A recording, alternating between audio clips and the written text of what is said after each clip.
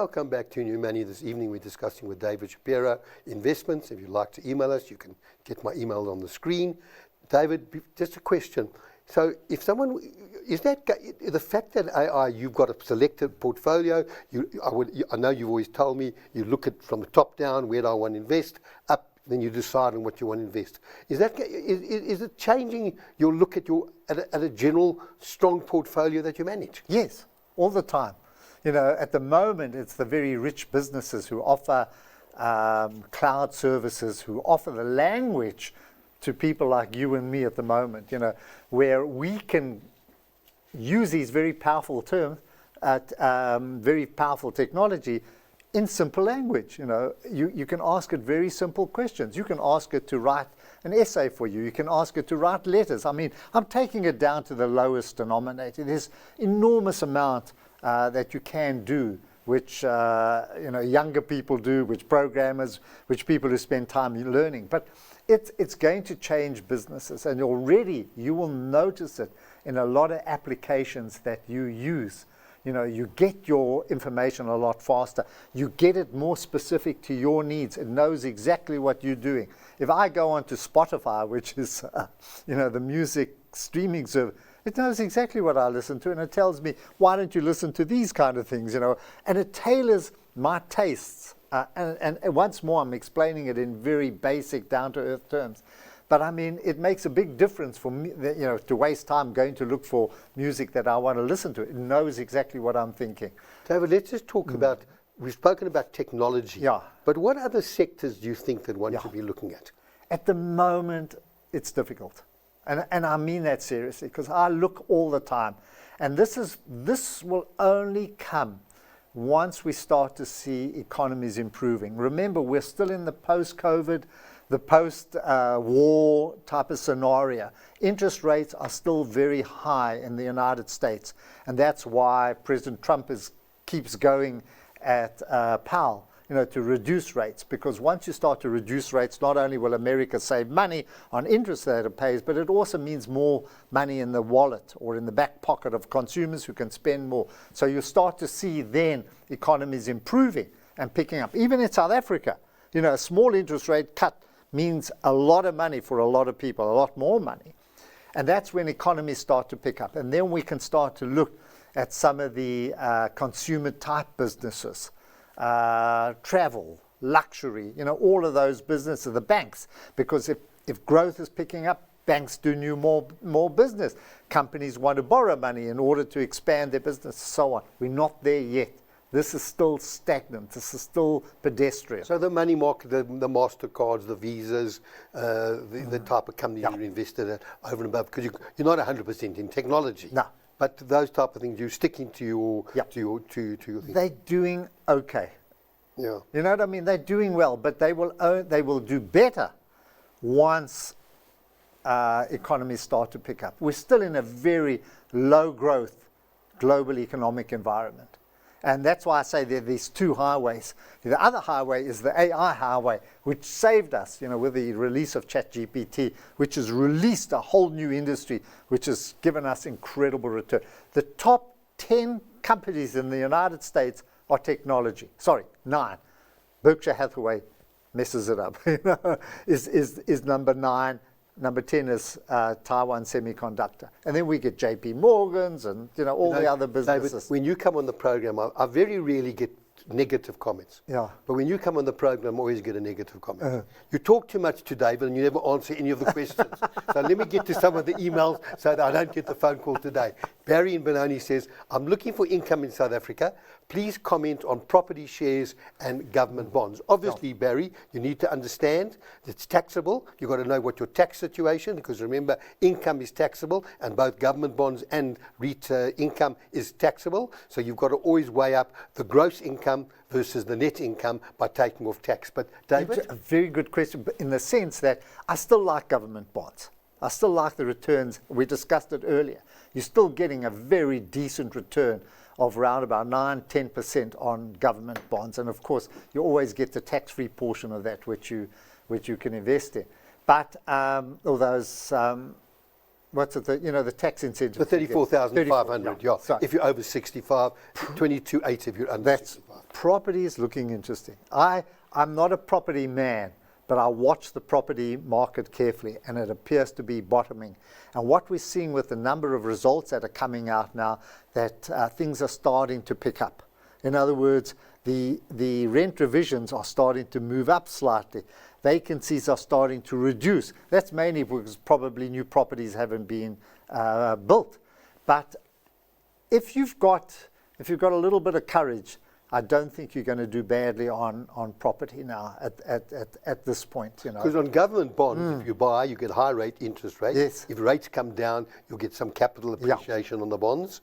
And property stocks, the same. The same thing. What are property stocks yielding at the moment? Same kind of levels that you're getting on government bonds. So at these lower levels, they still are. Look, there are a lot of property companies on the JSE. In fact, I think it's almost a huge sector on the JSE. Could be 600 billion or 600 billion in a 20 trillion or market. So it's not nothing. There's some big businesses there. A lot of it is offshore as well. You're getting the Neppies. I think even I don't know the market well enough. Vukile, for example, who is in Spain and so on. So you have to look at each business individually. You've got to be very careful not careful, but know where you're going. But I think overall the returns are starting to steady out and look better. After the huge knock that that the sector has received. Are the capital values still down? Yes. They are still down? Yes, over years. Yeah. Over a years, few, 5, 6, 10 years, yes. Then Philip in Waverley says, have global companies listed in the USA benefited from the strength in the yen, pound and euro? Have they, and how's that going to affect? Now, the weak dollar, the stronger currency, doesn't that translate into better profits when reporting in US? It could. You know what I mean? Because all the companies have been, they're multinational, they operate in everything. It's strange. In some cases, the strong dollar did hurt businesses who were invested in Europe and outside.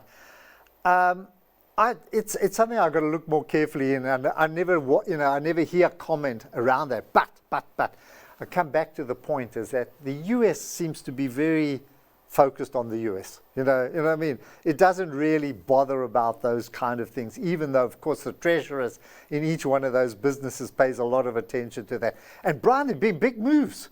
What's the dollar down? You mentioned 15% or something.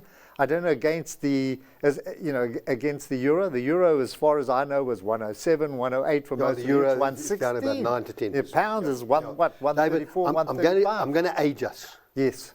Remember the quiz kids? Yes. You're stumped. Yeah. Remember the quiz kids on that one? I don't know if any of you ever watched the quiz kids, listened on radio, but I'm sure many, because I also can't understand it. But Ferdinand Randberg says, surely while some of Trump's policies may benefit the US in the short term, they could prove harmful to the economies, potentially increasing the risk of global recession.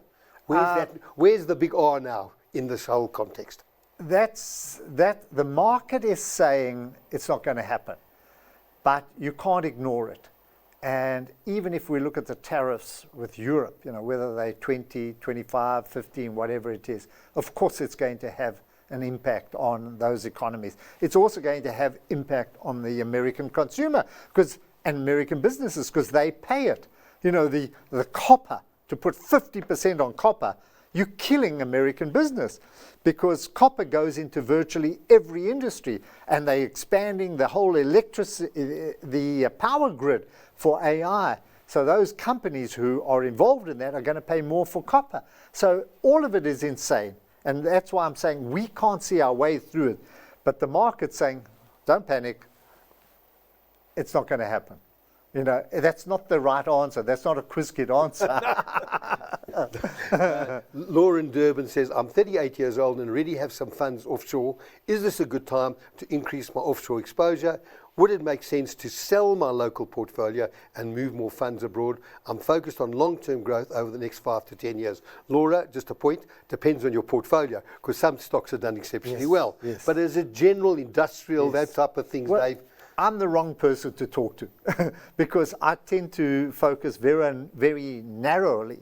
And as you've heard, most of my focus is not geographic, it's on companies. And those companies are those who are benefiting from AI. Then Jack in Johannesburg said, there's been a lot of news about tensions between the US and South Africa, particularly around the possibility of the US imposing punitive measures due to South Africa's perceived alignment with what America considers rogue states. What impact would a 30% tariff have on South African goods and have on our economy? How's it going to affect our economy, this 30% tariff? And particularly if AGOA is cancelled. Yeah. You see, it won't affect you.